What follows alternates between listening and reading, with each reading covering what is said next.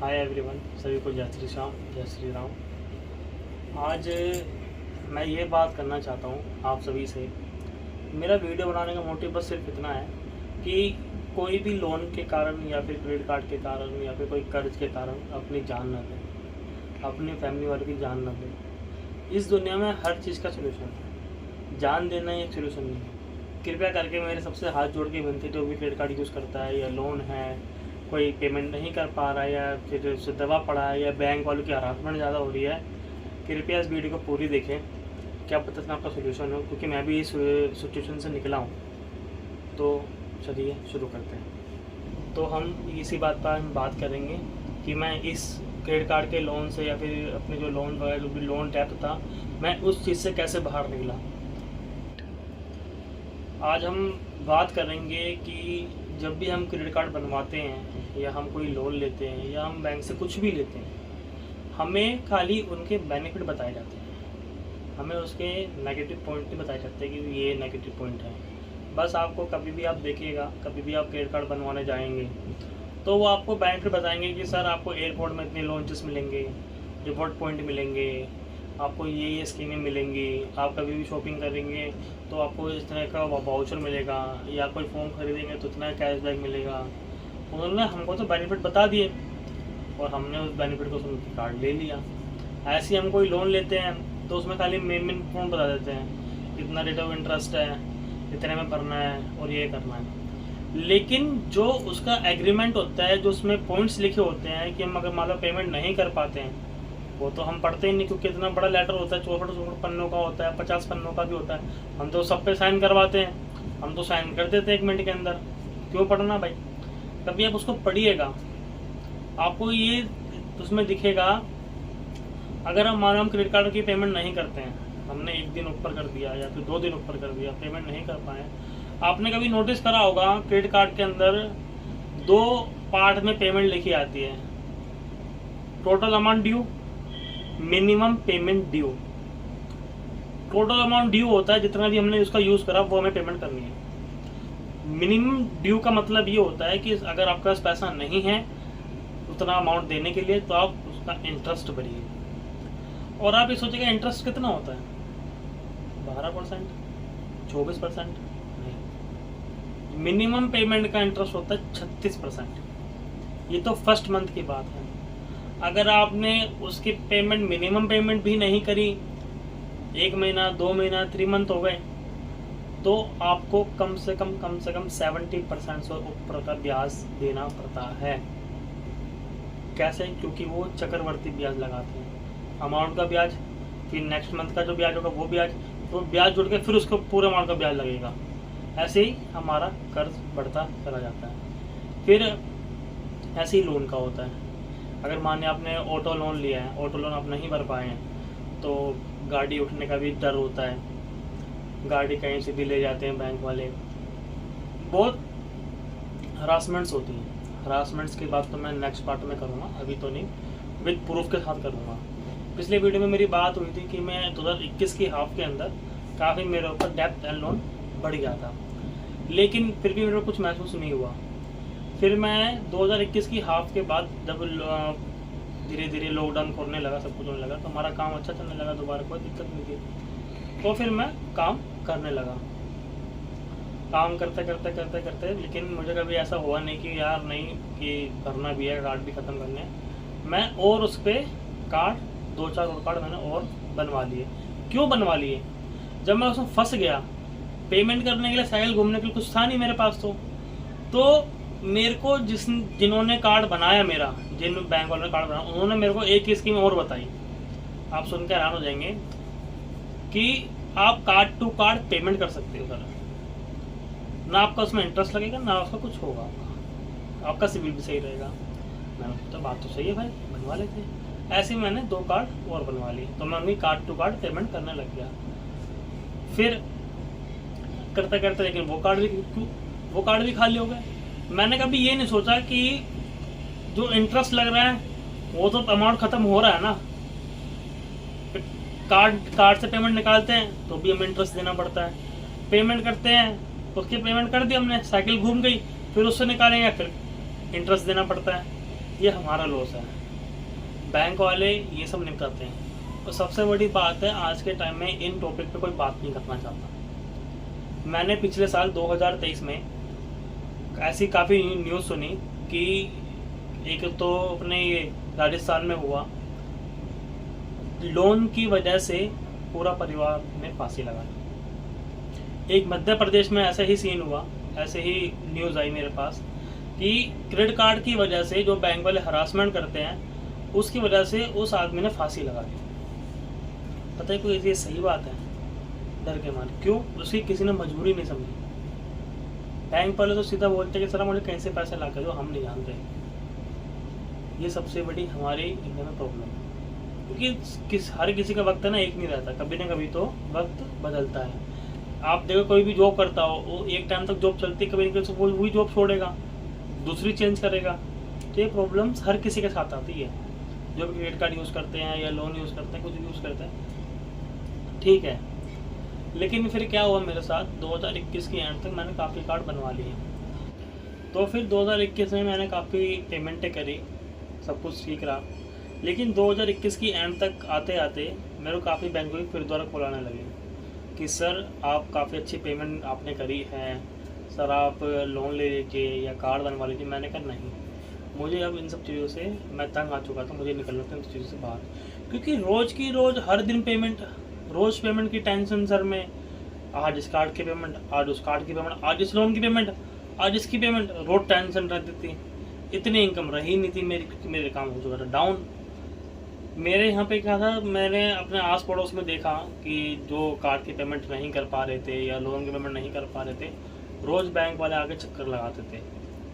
रोज़ इतनी हरासमेंट्स होती थी, गली में गाली गलौज होती थी, धमकाया जाता था। और मेरे को लगता था डर, क्योंकि मेरे को तो पहली बार हुआ है, तो मेरे को लगता डर कि यार कल को मेरे साथ हुआ तो मेरा क्या होगा, मैं तो वैसे ही मर जाऊँगा। क्योंकि हर कोई पहली बार तो यही सोचता है, क्योंकि परेशान हो जाता है आदमी बिल्कुल ही। साथ में माँ बाप, अगर माँ बाप को ना पता हो तो और दिक्कत। मेरे माँ बाप को भी नहीं पता था। फिर आता है 2023। 2023 में मेरी होती है शादी, 9 फरवरी 2023। अब होता क्या है, 2023 में पेमेंट सही चल रही थी मेरी, कोई दिक्कत नहीं थी। एक मेरा फ्रेंड है, उसके पास भी कार्ड्स वगैरह काफ़ी हैं, उसी ने मेरे कार्ड्स बनवाए थे, उसी ने मेरे को इस झोल में डाला था, इस स्कैम में डाला था सारा। फिर उसने मुझे एक रात को बैठा के बोला कि भाई इस जंजाल से बाहर निकलना पड़ेगा, क्योंकि हमें फंसाता जा रहा है, हम इस पर दबते जा रहे हैं, हम कभी इससे बाहर नहीं निकल पाएंगे, हम फंस जाएंगे गंदी तरह। मैंने भाई, मेरे दिमाग में सेट हो गई कि नहीं यार, मेरे तो अभी कुछ भी उम्र नहीं है, मेरी उम्र अभी 27 साल है बस, मेरी उम्र कुछ भी नहीं है। अभी तो मेरे शादी हुई है अभी रिसेंटली में, आगे मेरे बच्चे भी होंगे, तो बहुत परेशानी हो जाएगी मेरे को। तो फिर मैंने नेक्स्ट डे धीरे धीरे मैंने बंद करना स्टार्ट करा, क्लोज करना स्टार्ट करा। फरवरी, मार्च, अप्रैल, मई तक मैंने पेमेंट करी कुछ कार्डों की, और कुछ कार्ड की पेमेंट नहीं हो पाई, क्योंकि मैं ख़त्म करना चाह रहा था। अब उसी दौरान क्या हुआ मेरे साथ, बैंक्स वालों की कॉल आना स्टार्ट हो गई। मैं रहा बहुत ज़्यादा परेशान। आपको मैं एक चीज़ और बताना चाहूँगा, कभी आपने नोटिस करा हो, जब तक आप पेमेंट करें जब तक कोई दिक्कत नहीं है, आप उनके लिए सब कुछ हो, भगवान हो आप उनके लिए। जिस दिन आपने पेमेंट रोक दी, असली स्कैम तो अब चालू होगा। असली स्कैम क्या है, आपने कार्ड बनवाया, कार्ड बनवा के आपने बैंक की एप्लीकेशन फ़ोन में इंस्टॉल करी, फ़ोन में इंस्टॉल करने के बाद आपने नोटिस करा होगा वो 3 चीज़ के ऑप्शन मांगता है। पहला कॉन्टैक्ट्स के ऑप्शन, दूसरा फोटोज़ के ऑप्शन, तीसरा सबसे बड़ी चीज़ लोकेशन की ऑप्शन। 3 चीज़ हम बिना पढ़े अलाउ कर देते हैं, अलाउ। अब हमारा स्कैम क्या हुआ हमारे साथ, हमारे सारे कॉन्टैक्ट्स उनके पास चले गए, सारी फोटोज़ हमारी चली गई, हमारी लोकेशन जब हम ऐप खोलेंगे वहाँ पे अपडेट होएगी। अब आप कभी नोटिस करिएगा, शायद काफ़ी बंदे इसको देखेंगे भी, कि हमने पेमेंट नहीं करने पे हमारे रिश्तेदारों को कॉल जाती है हमारी बहनों को कॉल जाती है, हमारे फादर्स को, मतलब जितने भी साथ में रिलेटिव होते हैं या दोस्त होते हैं सबको कॉल्स जाती हैं। उनको धमकाया जाता है, उनको गलत गलत बोला जाता है हमारे बारे में, सर ऐसा है वो पेमेंट नहीं कर रहे हैं, आप हमारी बात करवा दीजिए, घर बंद है उनका, हम मिलने आ रहे, हमारे को नहीं मिल रहे बंदे। आपको मैं सारी रिकॉर्डिंग डालूंगा, अभी नहीं, नेक्स्ट वाले पार्ट में, कि तो मैं आपको खाली एक वर्बली बता रहा हूँ। लेकिन हरासमेंट्स होती है, आपको उससे निकलना भी है। ऐसे ही मेरे सामने भी 3 केस और आ रखे हैं मेरे ही यहाँ के, तो मैं उनको भी आपसे मिलवाऊंगा, रूबरू करवाऊंगा आपसे भी, आप उनसे मिलिएगा, वो अपनी बताएंगे कि हाँ उनके साथ क्या हो रहा है। अगर हो सका तो क्या पता बैंक वाले भी मिल जाए, वहीं पर ही मिलवाऊंगा मैं आपसे। तो फिर 2023 में मेरे साथ क्या होता है, फरवरी में मेरी शादी हुई, 9 फ़रवरी को शादी हुई, 1 मार्च, अप्रैल, मई मेरी वाइफ घर गई थी। मेरी वाइफ को नहीं पता था कि ऐसी ऐसी मेरे पे बात है।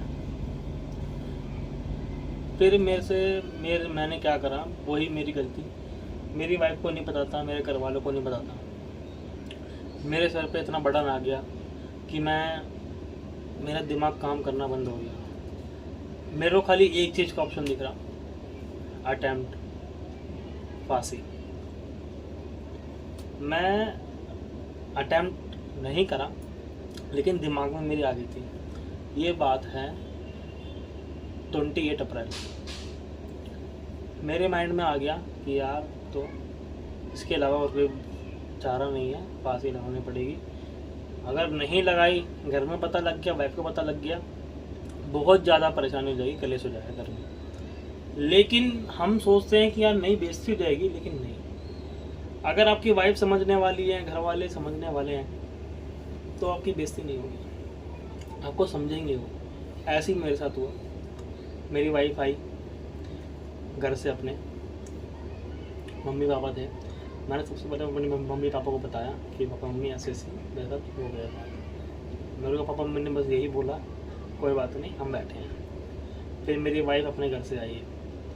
मैंने अपनी वाइफ को नहीं बताया तब तक, जब तक कोई बैंक वाला घर पे नहीं आया। मेरी वाइफ के सामने एक बैंक वाला घर पे आ गया।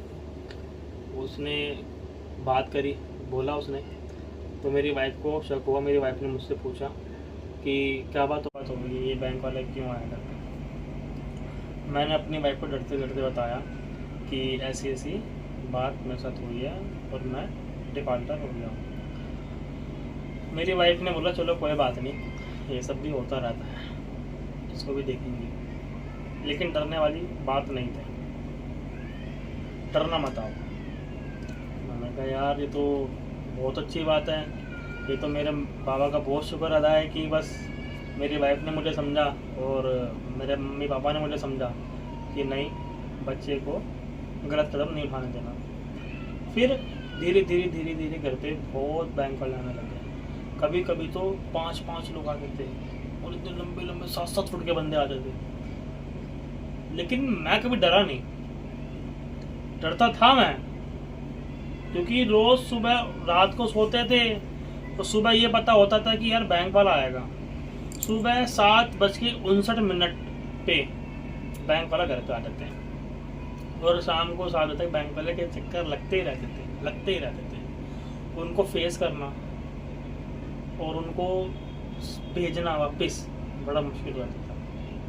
लेकिन कोई नहीं, अब आपको मैं आगे कहानी आगे बताऊंगा, वो बहुत इंटरेस्टिंग वाली चीज़ है। और उसी चीज़ में ये चीज़ है कि मैं उन सब चीज़ों से निकला कैसे। और सबसे मेजर पार्ट मेरी लाइफ में अप्रैल जून के बाद एक ऐसी व्यक्ति की एंट्री होती है जिसने पूरा खेल पलट के रख दिया, सारा का सारा।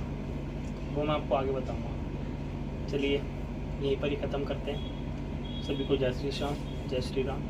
आपसे बस यही मेरी विनती रहती है हमेशा, इस वीडियो को अपना बहुत प्यार देना, लाइक करना, कमेंट करना, शेयर करना और चैनल को सब्सक्राइब करना। अगर आपको लगता है कि मैं इस चीज़ से निकला हूँ और आप भी निकल सकते हैं, अगर मैं कुछ आपकी हेल्प कर सकता हूँ तो प्लीज़ चैनल को सब्सक्राइब करिए और मुझे मोटिवेट करिए। जय श्री श्याम, जय श्री राम। अब अगला पार्ट अगले वीडियो में आए।